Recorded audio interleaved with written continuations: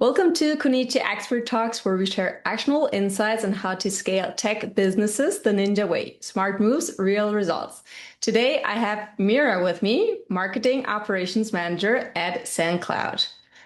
Let's look at marketing performance from the operational side today, where success depends less on dashboard looking clean and more on where actually systems and processes, revenue data actually hold up. So the accuracy of data is super important here. Mira, you sit at the intersection of marketing, revenue, and operations. How do you marketing and revenue actually work together to make decisions? And do you have any friction points there? Yeah, so I think what I've seen become more common in this relationship is that it's less of a marketing asks for something and revenue ops executes on it. And I think that that used to be like our old way of working. I now see that marketing and revenue ops are not so siloed. They're really working together, and there's a pretty strong relationship there for what marketing is going to launch because ultimately marketing is what's driving the demand and revenue ops is what makes that measurable and actionable. So I see that more so what happens with our marketing team is they'll actually bring in revenue ops much earlier when planning a new initiative or a campaign or a pivot or strategy to make sure that they're going to set all of that up correctly and that they have the data points that they need and they can track it in the way that they want, which I think in the old world would have been they build out this perfect campaign. All of the assets already exist. The emails are ready to go. We're ready to launch. And then we go to marketing or revenue operations and we say, yeah, actually, we're not sure how to track this. Is that going to be possible? And so now I think they're really good at being partners together so that when something new is launched, they can almost do that together from the very beginning. And I also think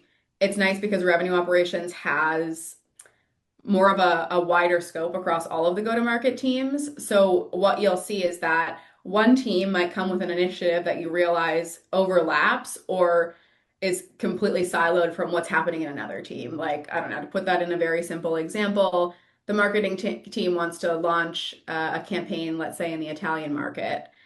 And they come to you saying, I want to track this. Here's what's going to happen. I need a landing page. I need all this stuff.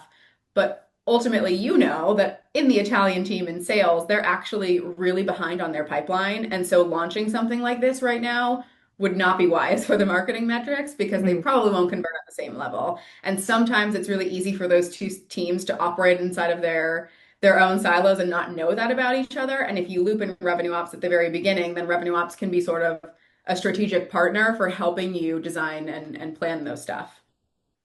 Yeah, and it makes sense that the way we operate is a little bit more, like trying to go together because in the end that then we're benefiting both sides. If it's not like siloed and then you come up with something and then you bring in the other stakeholder at the end, if you can actually have a conversation from the very beginning, then probably things will be a lot smoother. At least from Yeah.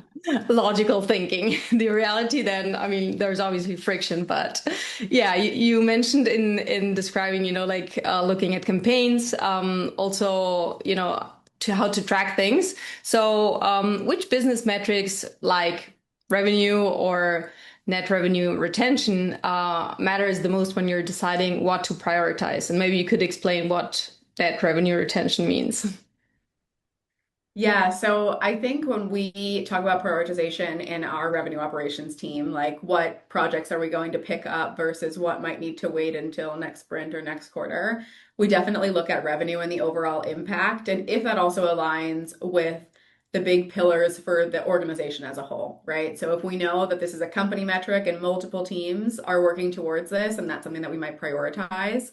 But I think revenue is a big one, and that's something that especially when you work in startups and scale ups, there's a lot of things that you want to try to hack together, or this is an experiment. And so it can be hard sometimes to carve out the time for that because you can't put a revenue metric on it. And so it might actually be really complicated to set up. And it's something that, let's say, the marketing team wants to try, but you can't look back and say, okay, well, I know that this is going to actually bring our company a certain amount of revenue. And so we might need to like scale that back and find some sort of balance between the impact and the effort. And then ultimately, if that campaign ends up being a success, then you have the ammo that you need to go back to your operations leadership and say, hey, this is why we need to focus on this because we tested it out in a smaller scale. It works really well.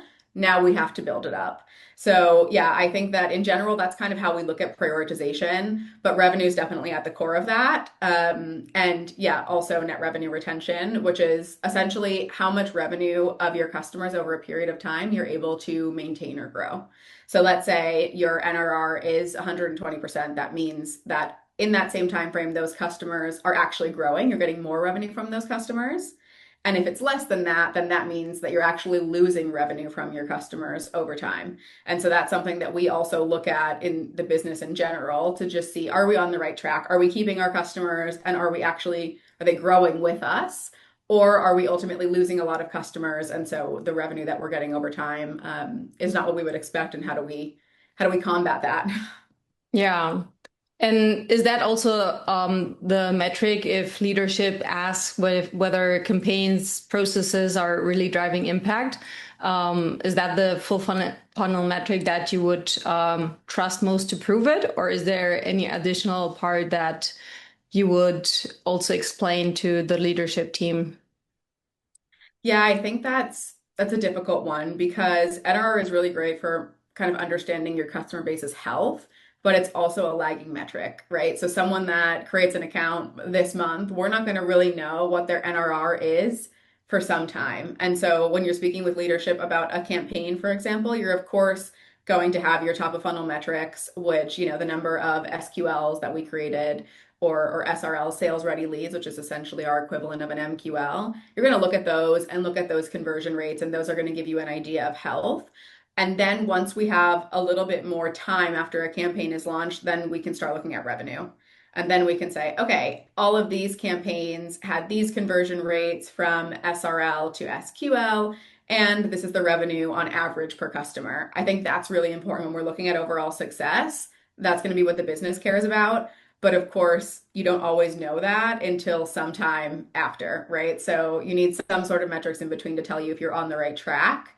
And then ultimately, if you're not getting that revenue, then you need to go back and figure out why. Is that because our targeting was off in marketing, or was it because these users couldn't get started on their own? Is it something in our product? And then that becomes a really strategic conversation that you have with your C-level of, hey, this is why we had all of these qualified people who ultimately didn't bring us any money. And this is where we need to fix that in the product team, in the sales team, in the customer success team, or whatever that looks like. Hmm. Yeah, and it also depends, I guess, on attribution and also your sales cycle length. Then, if you have long sales cycles, obviously looking at net revenue will take longer than with shorter sales cycles. If your attribution system is first touch or last touch or in the middle, adding metrics, it will also influence whether a campaign was successful or not, depending on the weight it was giving in first place. Yeah, exactly. And so we put a lot of emphasis on last touch, which is our, like, say, final point of conversion before you become a sales qualified lead. And yeah, of course, that's kind of what marketing and the leadership team is looking at on a high level. But then you have the marketers themselves who actually do have a more complex attribution model. And that's where they can get to tweaking all of those individual campaigns and looking at the revenue per campaign or the number of actual conversions for a particular campaign. But I think, yeah, that can be difficult, right? Because you do have these two stakeholders looking at numbers slightly differently, but of course, one is ultimately influencing the other.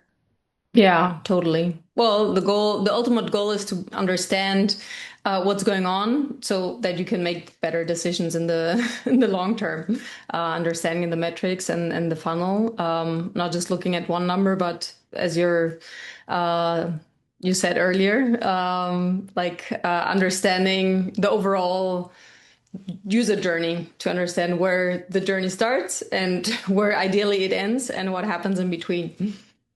Yeah, definitely. And I think that there's so many data points that you can gather throughout that it sometimes feels like you're looking for like a needle in a haystack when you're trying to find what went wrong. Like, why didn't these people convert? What was actually the real thing that caused this, I think that could be really difficult. And if you're just looking on it as a strict kind of marketing focus and you're not looking at the full funnel, then you're missing a lot of context to get the answer that you're looking for.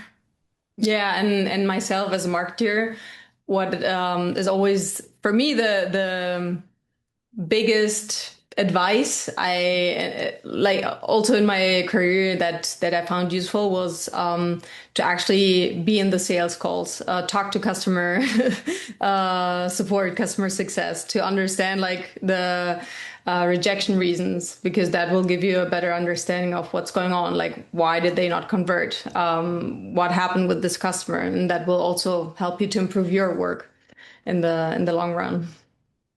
Yeah, yeah, I think that works for any go-to-market team and also any operations team that serves those, right, marketing or partnerships, sales, customer success. If you're working with those teams, I think understanding that full funnel is really underestimated. It gives you a real edge, let's say, when you're working with those teams to come with that context and help them get, yeah, the data that they need or the processes or automations that they need set up because you really understand what your customers are experiencing. I Mm. think that's, yeah, something that all marketers should be doing, sitting on sales calls, sitting on customer calls, trying out the platform for themselves.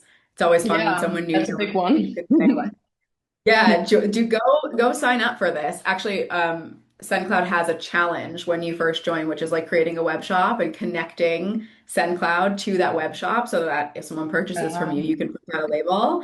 And they have this whole experience where you really get to simulate what your customers go through in trying to print out a label. And you also then get really great context because those people are let's say they don't have all the context about the brand yet, right? So they're experiencing that yeah, as yeah. if they really were customers. They can go to product and be like, this part was really confusing.